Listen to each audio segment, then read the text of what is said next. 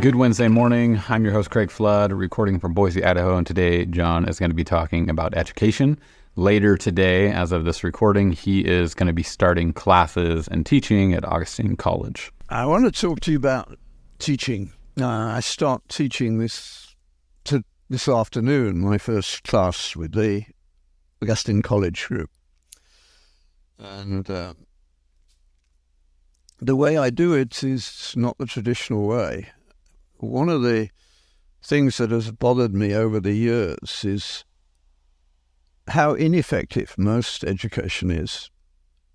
You can ask anyone, tell me anything, any single sentence or idea that you got from a teacher that you remember explicitly now. And of course it's negligible, and particularly in university where we have moved for various reasons, mainly laziness on the part of the teaching community, to a kind of education in which students go to a class and all sorts of so-called facts are passed on, and then a few weeks later they are asked to write them down without looking at their notes. And I call it the memorize and dump system, particularly with highly technical things like I had to teach biochemistry to medical students, and that is my best description of a waste of time, because biochemistry is like learning a new language. It can't be done in 6 weeks unless you happen to be a genius of some sort. So most of them will not remember any of their biochemistry. You ask your doctor, does he remember any biochemistry that he was taught in medical school? And he might say, I could probably do the Krebs cycle, which is the main energy transduction system in the body. And the only problem with that is, of course, it has no practical consequences at all, because if you don't have a Krebs cycle, you're dead. The bits of biochemistry that are compatible with being alive and might be corrected are a very small print in most cases, except in some of them like diabetes, where he doesn't remember all the biochemistry. He couldn't give you an account of which proteins insulin modifies and how the insulin receptor works and all that. That isn't the way he does it. It's done on a protocolized approach, which is another problem because it's done for bureaucratic reasons. Only the things that are measured matter. And of course, that's simply not true about human beings. The things that cannot be measured are very important. And a bureaucrat can't handle that, so they hate it, and they're trying to make medicine run on the basis of measurement. Now, I can illustrate what I'm talking about very easily. A few years ago, actually, I was at a conference, and a gentleman sat down opposite me during coffee and said, "Do you remember me?" And it took me a moment or two, and then I did make contacts, and he said, "Good." He's a guy who's worked most of his life with indigent poor communities in the States, a deeply committed Christian. But he's been listening to the sorts of things I was saying. He said, I have an illustration for you. He said, this week, actually, I was doing family practice, which I had to fill in the Medicare stuff to get paid.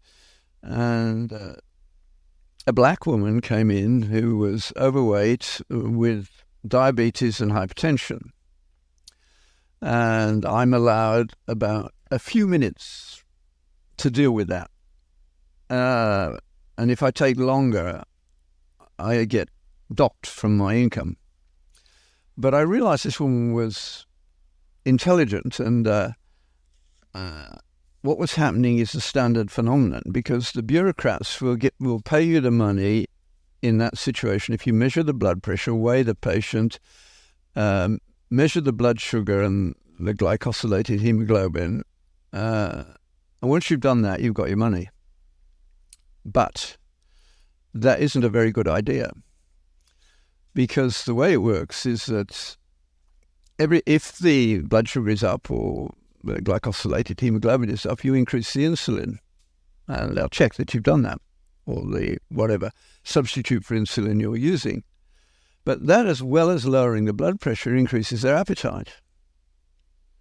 So very shortly they gain weight, which puts up their blood pressure and their blood sugar again. And they're heavier than they were. The bureaucrats don't look at their weight very much because that would upset them if they really started thinking about it. You can see you've got a vicious cycle. The blood pressure and the blood sugar will get worse if you gain weight. But the substances you use to treat insulin, to treat the diabetes, increase appetite. So unless you make some really serious attempt to deal with that, you won't make progress. So he talked to this woman and showed her what was happening and said, it's really about lifestyle. You have got to find a way to change your habits of living so that you actually lose some weight. And then you could even get off your insulin substitute treatment and get off your treatment for hypertension. But it's not going to be easy, and you're going to need some support. And of course, that discussion went on for about half an hour. And this lovely woman, as she left, said, "Doctor, you're not going to get paid for what you've done for me this morning, are you?" And he said, "No, I'm probably going to be punished." That's the world where measurement has become more important than the people the measurements are supposed to serve. That's frightening. Education was meant to lead you into how to live better. We started Augustine College some 25 years ago, having spent 5 years before that reading together, because we had watched young people arrive at university with a faith from a somewhat naive background and lose their faith, their mind, and their virginity in random order in the first year. That's what university does. And now nobody who cares about their children can think that that's a good idea. We didn't think it was a good idea. We didn't know what to do about it. We knew that going to Bible school actually made it worse, because then there you're taught that the Bible is inerrant and authoritative, and so you come quoting scripture, chapter and verse, to people who hate it. That is not a good idea. Or you might as well have a target on your chest. You made yourself a victim for somebody who's much more fluent with language. I mean, that's what the elite are. They're very good at language. They don't make things, do things, the vast majority of them. But they can make a fool of you quite easily at first sight. Then you have to go away and think about it. So we read everything we could find on the nature of education, from the Greeks to Alistair MacIntyre in the 20th century, and that's the basis of the Augustine College program. We realized that what we needed to do is teach them how we got to here in intellectual terms. Where did the ideas come from? Who did they come from? What were the consequences? How long does it take for these changes to occur? Are they all good or are they bad? And how do you make those judgments? So this is an educational program with a purpose. And the purpose is that you should solidify your faith, because that's a good outcome. And we can assume that it's not going to inhibit the development of society, because if you look at the people who made the major contributions to the Western way of living, which is the way that has increased the money in the world and taken vast numbers of people out of poverty in the last century, it all is dependent ultimately on the Judeo-Christian story.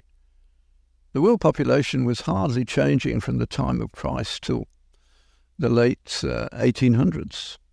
It was only as the Industrial Revolution got underway that we started to create new money. We weren't even aware that we were doing that. When we went off the gold standard, nobody knew what was going to happen. But gold was only a substitute for something much deeper.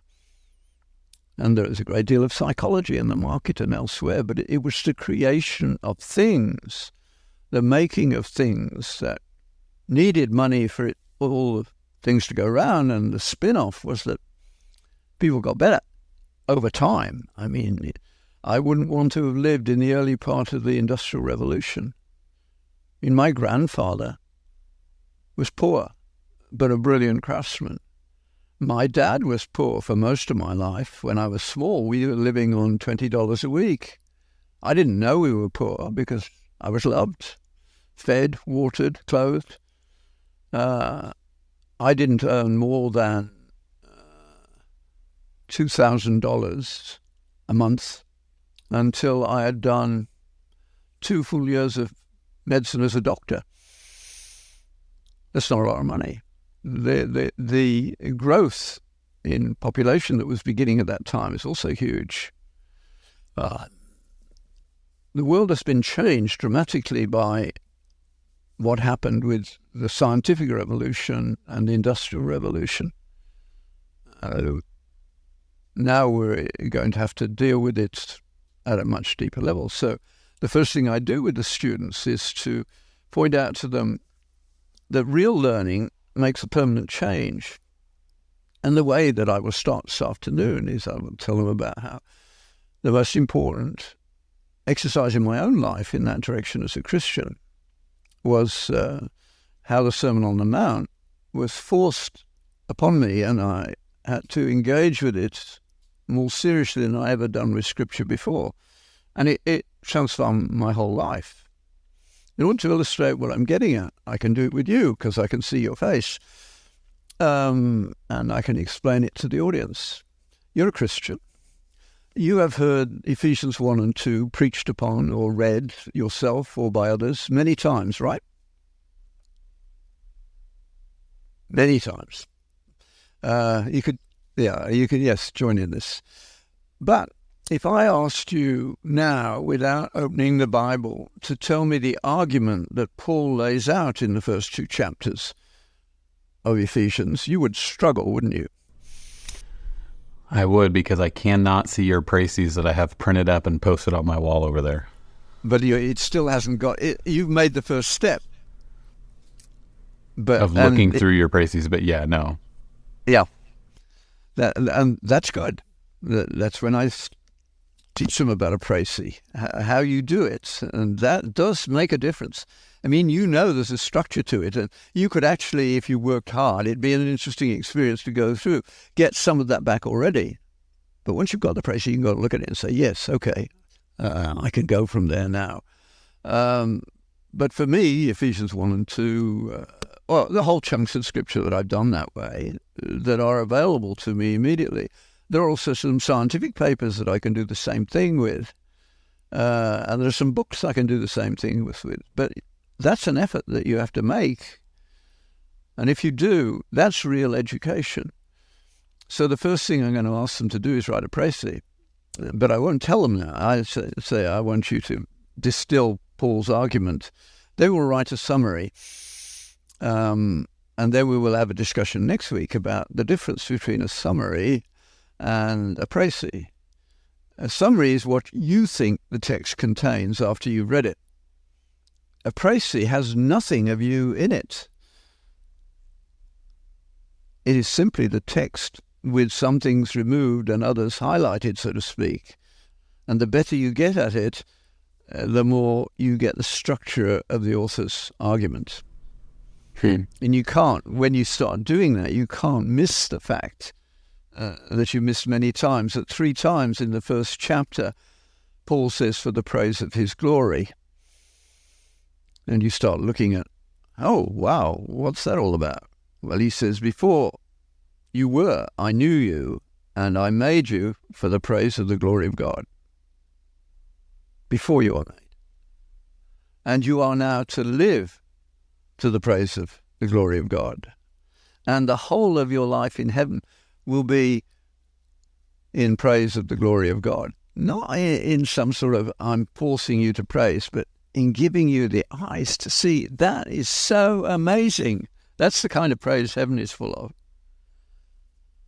It's going to take forever to explore the nature of the love of God and his care for us, etc., etc. So Paul is on a high in Ephesians, which is why I choose it, because the rhetoric of the first chapter is just astonishing. It's an incredible piece of writing. I'm looking forward to meeting the guy who was trying to write it down, did write it down. It must have been hard work. He probably had to shout stop every now and again. But that's real learning. And we don't do it anymore. That's why with the Middle Ages, who were deeply Christian when they started schools, they said, okay, what's special about children? I mean, Jesus loved children and he made them central because of their humility and their honesty. They tell the truth. They have difficulty in separating fantasy from truth, but it's their truth at that point in a subjective sense. But one has to work those things out. But they said, oh, that's one thing your kids have got is a memory that's better than yours, because our memory is starting to go downhill by about the age of 5. But in those first 5 years, I think they remember everything they've heard and seen. And with the right stimulus, it will come back. You know that when you read children's books to them and you get bored with a book and you try and shorten it, they tell you immediately, no, read it properly. They want books read to them they already know. That's interesting. They want it. They think it's important. They want to hear it again. So the first thing the medievals said is, we need some grammar. The things that need to be memorized, times tables. Rote learning is not an insult. It's what small children want and what they need. And of course, if you know your times tables, then you can play mental arithmetic games to see who's fastest. 7 sevens, etc., etc. And you should do that at the dining room table. You'll find out whether you've got a mathematician on your hands at least, but the others will also, they'll get good at it and they'll certainly be better than you. If you have to stop for a moment, they don't. It just comes, bang. That's why you should teach them to memorize, not verses, but my mother brilliantly taught me to memorize chunks. That's much better. Only when you've done that, you then move on to teach logic, which we don't teach at all. You've got the material to work on, and now you can do the next bit and find out whether it's logically coherent. This week I have read this book, Between Heaven and Hell, by Peter Kraft. I should say reread for the nth time. It's a new edition, slightly expanded. A book that he wrote in a few days. It was a gift from God. And it's a conversation between Aldous Huxley, Jack Kennedy, and C.S. Lewis, all of whom died on the same day. And so he brings them together in limbo. They're neither in heaven nor in hell, to discuss life and meaning. And of course, Lewis is the main protagonist as he uses his logical skills to make the other two think more carefully than they have done before. And it's funny and it's clever. And you can read it in an afternoon. It's about 100 pages of dialogue. It's trialogue, actually. And they're wonderfully done. I mean, he begins roughly with them realizing they don't know where they are. And Kennedy says, where the hell are we? And Lewis says, basically, not there, I trust. Doesn't smell like that. And they realize they're in limbo. They're neither in heaven nor hell. And they start talking about what matters most when you reach that stage. And Kennedy has a view that he's very pragmatic, but Lewis quickly convinces himself that humans can't live without faith. The only difference is that you didn't know you were exercising faith. It's beautifully done, but it illustrates real education that's going on there. There's an acceptance of stuff that's been memorized that all three of them know. And then this logic, which both Kennedy and Aldous Huxley don't know enough of. And Lewis does, and he leads them. And they see the consequences of their lives. I mean, it's interesting that Lewis died peacefully and gracefully. Kennedy was assassinated, and Aldous Huxley died of an overdose of LSD. That's representing three ways of looking at the world. So the education system that we've designed and it's evolved. Initially, we didn't want even to divide up by subject, but we were forced to do that so they could get some credits where they went to next, because it should all be integrated, really. The idea that you can write a curriculum as though it would come to life in a meaningful way, it's nonsense at one level. It's good. I mean, the point of curriculum is for you to be able to say, well, we covered most of that, but some of it, I just don't know how to teach that yet. Because although I've done it myself, it hasn't come to life in a way that makes me capable of doing it as a professor should. And what fits in the category of real education, you don't need notes for. I mean, you might have a rough sketch of your lecture, but you're talking to young people who are just beginning. You need to be watching them, having eye contact, knowing, is this getting through? Do I need to illustrate that some more? How fast can I go? Etc., etc. It's a very different world than what we have now. Now, I went to school where the classes were small enough, and in fact, the teachers did interact with us to a much greater degree than they do now. I mean, teaching 800 people, that's ridiculous in a lecture. Now, what they can get there, certainly they wouldn't, it wouldn't be the best way to get information across, but it's actually very good to see somebody who's really good engage with a topic that they know inside out and backwards. It's fascinating. It's astonishing. And you say, I wish I could do that.